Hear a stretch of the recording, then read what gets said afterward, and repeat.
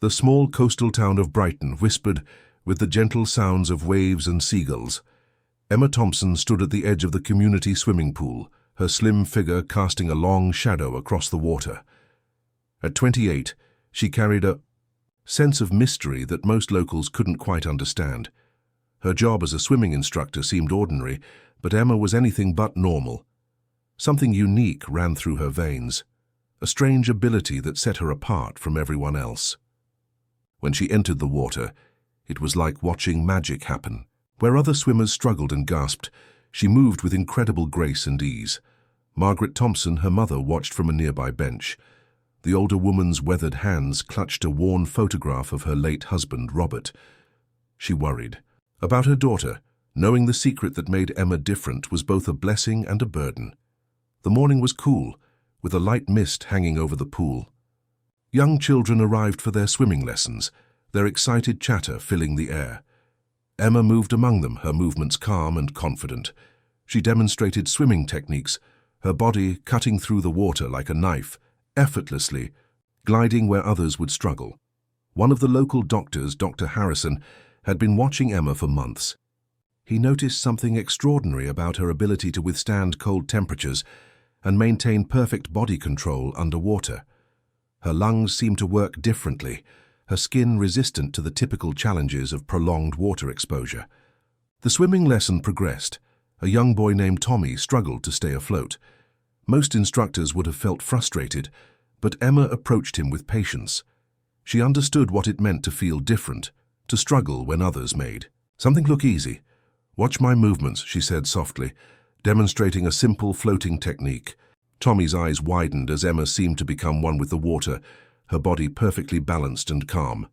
Behind her, Margaret continued to watch, a mix of pride and concern washing over her face.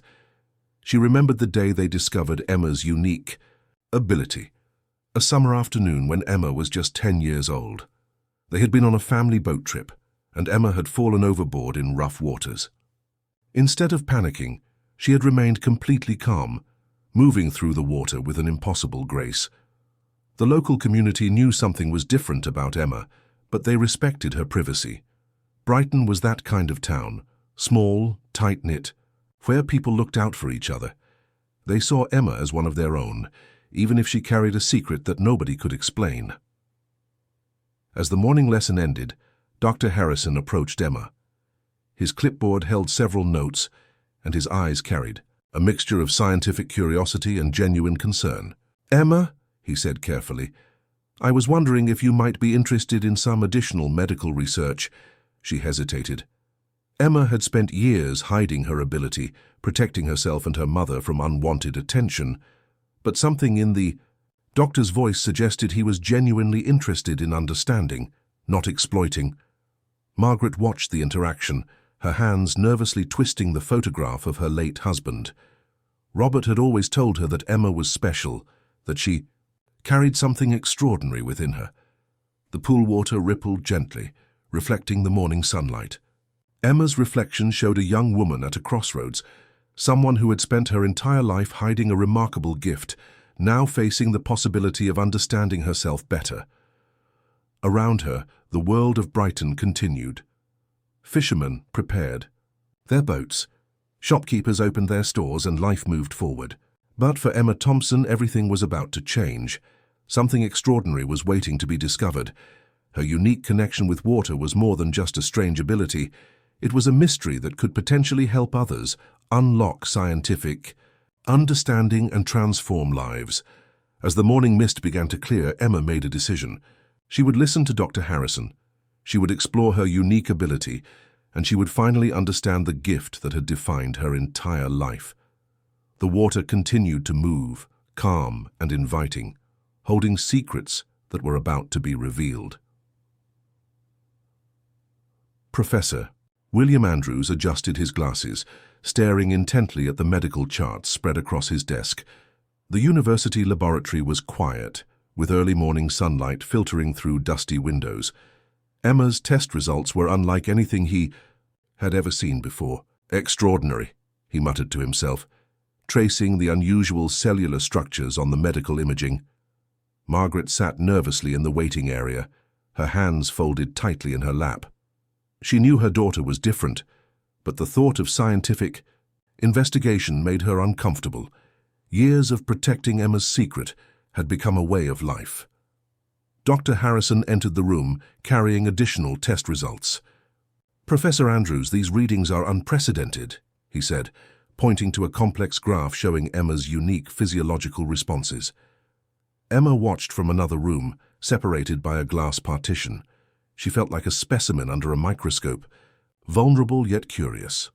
Her entire life had been spent hiding her ability, and now scientific curiosity threatened to expose everything. The research team began discussing her unique capabilities. Her blood cells seemed to process oxygen differently. Her skin demonstrated remarkable resistance to water pressure, and her body temperature remained stable in conditions that would typically cause hypothermia. "We're looking at a potential breakthrough in human adaptation," Professor Andrews explained to Emma. His eyes sparkled with scientific excitement. "Your body does something that medical science has never witnessed before." Tommy, the young boy from her swimming class, had accompanied his father, one of the laboratory assistants. The boy watched Emma with wide-eyed wonder, seeing her not as a mysterious swimming instructor, but as someone potentially extraordinary. "Can she breathe underwater?" Tommy whispered to his father, pressing his nose against the glass partition. The laboratory buzzed with controlled excitement. Each test revealed another layer of Emma's unique physiology. Her lung capacity, her cellular structure, her ability to regulate body temperature, everything defied standard medical understanding. Professor Andrews approached Emma directly. "We want to understand your ability," he said carefully. "Not to exploit it, but to potentially help others who might benefit from this knowledge." Margaret watched nervously. She remembered Robert's words from years ago. "Our Emma is special. One day the world will understand." Emma felt a mix of emotions, fear, excitement, and a strange sense of hope. For years, she had hidden her ability, feeling like an outsider. Now she might have a chance to understand herself. The research team prepared more complex tests. They wanted to understand how Emma's body processed water, how her cells adapted, and what made her so fundamentally different from other humans. Dr. Harrison pulled out sophisticated scanning equipment. "We'll need to run comprehensive genetic tests," he explained. "Your cellular structure suggests an evolutionary adaptation we've never seen before." Outside the laboratory, Brighton continued its quiet existence. Fishermen prepared their boats. Shopkeepers opened their stores, unaware that something extraordinary was happening within the university's research wing. Emma thought about her life, the years of feeling different, of hiding her ability, of watching other swimmers struggle while she moved effortlessly through water. Now she might finally understand why. Professor Andrews approached Margaret. "Your daughter could revolutionize our understanding of human physiology," he said softly. "Her ability could help thousands, perhaps even save lives." Margaret's eyes filled with tears. She remembered Robert's belief in their daughter's potential, his conviction that Emma was meant for something special. As the day progressed, more tests were conducted. Emma remained calm, her body responding to each scientific probe with remarkable consistency. She was no longer just a swimming instructor from a small coastal town. She was becoming a potential scientific marvel. Tommy watched from the corner, his imagination running wild with possibilities. To him, Emma was like a superhero, someone with a secret power waiting to be understood. The laboratory hummed with equipment, with whispered conversations, with the electricity of potential discovery. Emma stood at the center, a bridge between the known and the unknown, between ordinary human limitation and extraordinary potential. Something remarkable was about to be revealed, and Emma Thompson was ready to embrace whatever came next. The laboratory was silent except for the soft beeping of medical equipment. Emma sat perfectly still as Professor Andrews and Dr. Harrison reviewed the final test results. Sunlight streamed through the windows, casting long shadows across the sterile white room. "This is impossible," Dr. Harrison whispered, his hands trembling slightly as he examined the genetic mapping. Emma's cellular structure showed something unprecedented, a unique genetic mutation that allowed her body to process oxygen through water membranes in a way never before seen in human biology. Margaret watched from a nearby chair, her weathered hands clasped tightly. She had protected this secret for years, and now it was unfolding before her eyes. The memory of her late husband Robert seemed to fill the room. He had always believed their daughter was special. Professor Andrews approached, Emma with a mixture of scientific excitement and genuine human compassion. "Your body can essentially breathe underwater," he explained carefully. "Not just hold breath, but actually extract oxygen directly from water molecules." Tommy, the young boy from previous tests, pressed his nose against the observation window. His father, a laboratory assistant, tried to explain the significance of what they were witnessing, but to Tommy it was like watching a real-life superhero. The medical team ran additional confirmatory tests. Emma's blood showed remarkable adaptations. Her red blood cells could compress and expand in ways that defied current medical understanding. When submerged in water, her body temperature remained constant, her breathing steady and controlled. "This isn't just a simple adaptation," Professor Andrews told the team. "This is a fundamental reimagining of human biological potential." Outside, Brighton continued its quiet existence. Fishing boats moved across the harbor. Seagulls circled overhead, completely unaware that something extraordinary was happening within the university's research wing. Emma felt a complex mix of emotions. Years of feeling different, of hiding her ability, of wondering why she could do things others couldn't. Suddenly, everything was making sense. She wasn't broken or strange. She was unique. Dr. Harrison pulled out additional scanning equipment. "We need to understand the genetic markers," he said. "This could potentially help people with respiratory conditions, underwater workers, even astronauts." Margaret watched her daughter, remembering the summer day when they first discovered her unusual ability. Emma had fallen from a boat in rough waters, and instead of panicking, she had moved through the waves with impossible grace.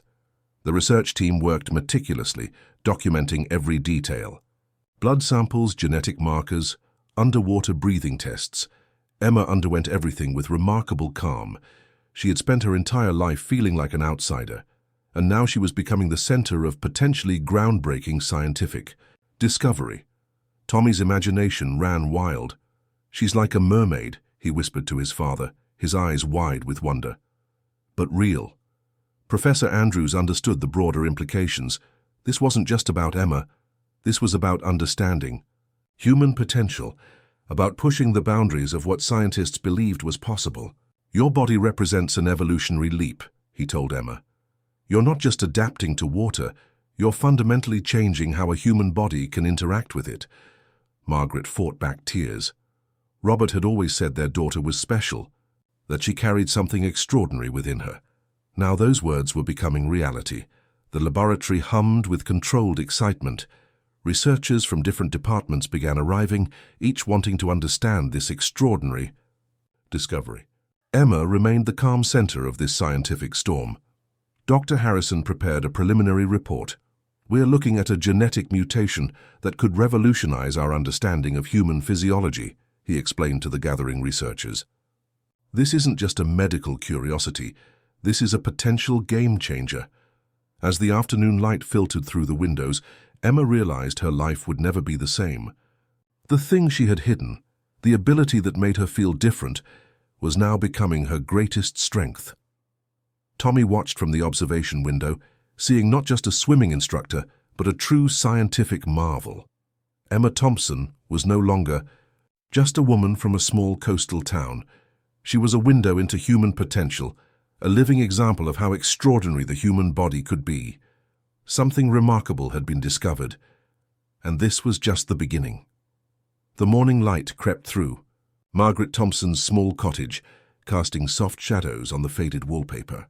Emma sat beside her mother's bed, holding her frail hand. Margaret's health had been declining, and Emma felt torn between her newfound scientific potential and her family responsibilities. Professor Andrews had presented an incredible opportunity, a comprehensive research program that could change medical science forever. But it would require months of intensive study, potentially taking Emma away from her mother when she needed her most. "I can't leave you alone," Emma whispered, looking at her mother's tired eyes. Margaret managed a weak smile, understanding. The conflict brewing within her daughter. The telephone rang. Dr. Harrison's voice was urgent. "We need to continue the research, Emma. Your genetic structure could help thousands of people with respiratory conditions, underwater workers, even astronauts." Outside, Brighton moved through its quiet rhythm. Fishing boats prepared to set out, shopkeepers opened their stores, and the world continued its daily dance. But inside the small cottage, a difficult decision was taking shape. Tommy, the young boy from the swimming classes, delivered groceries for Emma. He watched her with a mixture of admiration and curiosity. "My dad says you're special," he said innocently, placing the bags on the kitchen counter. Emma's mind raced with possibilities. The research could help countless people. Her unique ability to process oxygen through water membranes could be a medical breakthrough. But her mother needed her care and support. Margaret understood her daughter's struggle. "Your father always said you were meant for something extraordinary," she said weakly. "Don't let me hold you back." The local doctor visited, checking on Margaret's condition. Dr. Harrison accompanied him, bringing medical reports and research proposals. The cottage became a meeting point of personal struggle and scientific potential. "We can arrange for in-home care," Professor Andrews suggested, understanding Emma's dilemma. "Your research doesn't mean abandoning your mother." Emma remembered her childhood, the years of hiding her unique ability, of feeling different. Now she stood at a crossroads. Her body could potentially help thousands, but her heart was anchored to her mother's care. Tommy's father, a laboratory assistant, offered additional support. "We can set up a research station closer to home," he explained. "Your mother can be comfortable, and you can continue your important work." The research team prepared detailed plans. They would create a mobile research unit, allowing Emma to work while staying close to her mother. Blood tests, underwater adaptability studies, genetic mapping, all could be done from the comfort of their small cottage. Margaret's condition was stable but delicate.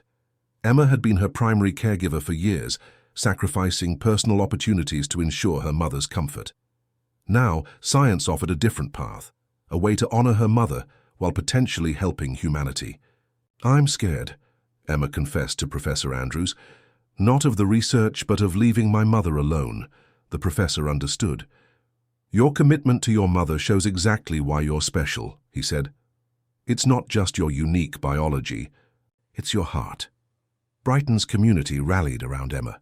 Neighbors offered support, local healthcare workers provided assistance, and the research team remained flexible. Tommy's family became particularly supportive, helping with groceries and medical needs. As weeks passed, a delicate balance emerged. Emma would conduct research during the day, care for her mother in the evening. The mobile research unit allowed for comprehensive studies while maintaining family connections. Margaret's health improved slightly with the additional medical attention. She watched her daughter with pride, seeing the extraordinary person she had always known Emma to be. The scientific world watched with anticipation. Emma's unique ability represented more than a medical breakthrough. It represented human potential, adaptability, and the incredible connections between personal sacrifice and scientific discovery. Tommy continued to visit, bringing childlike wonder and hope. To him, Emma wasn't just a research subject, she was a local hero, someone special who could do amazing things. As the sun set over Brighton, casting golden light through the cottage windows, Emma realized her journey was about more than scientific discovery. It was about family, love, and the extraordinary potential hidden within ordinary lives. Something remarkable was unfolding, and Emma Thompson was ready to embrace it. The research laboratory hummed with quiet excitement. Emma stood beside Professor Andrews, reviewing the final results of months of intensive study. Her unique ability to process oxygen through water membranes was about to change medical understanding forever. Margaret watched from a comfortable chair, her health slowly improving. Her daughter had become more than just a swimming instructor. She was now a beacon of hope for medical science. "We've discovered something extraordinary," Professor Andrews explained to the gathered researchers. "Emma's genetic structure, could help people with severe respiratory conditions, underwater workers, and potentially even astronauts. Tommy, now a year older, watched from the observation area. His eyes were wide with wonder, seeing Emma not just as his former swimming instructor, but as someone truly special. The local community of Brighton had rallied around Emma's journey. Fishermen, shopkeepers, and neighbors all understood something remarkable was happening. They saw her not as a scientific specimen, but as one of their own, a local hero who might change the world.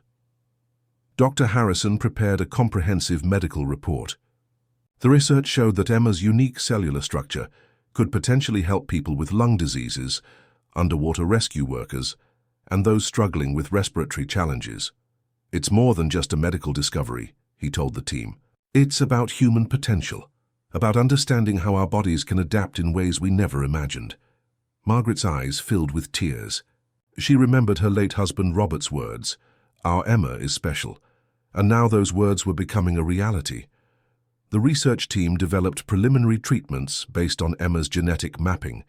They could create new therapies that might help people breathe more efficiently, survive in challenging environments, and overcome respiratory limitations. Tommy's father, a laboratory assistant, explained to his son the significance of Emma's discovery.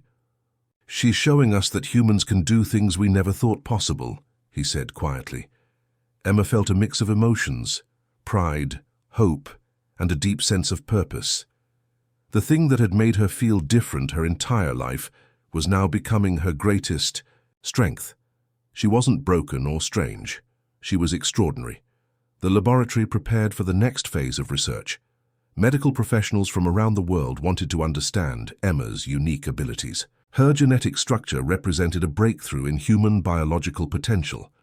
Brighton continued its quiet existence, but something had changed.